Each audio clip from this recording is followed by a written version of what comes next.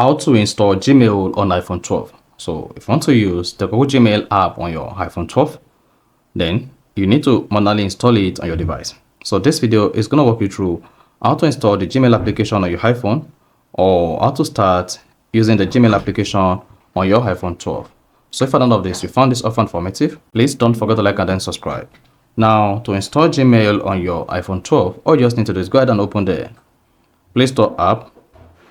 Now, once you open the Play Store app, this is going to launch the Play Store app interface just like this. Click on the spotlight search at bottom right. Then under search, you want to search for Gmail. So go ahead and search for the Gmail application, just like this. Now, you have access to all suggested apps that are related to Gmail. Now, locate the Gmail app and then click on it.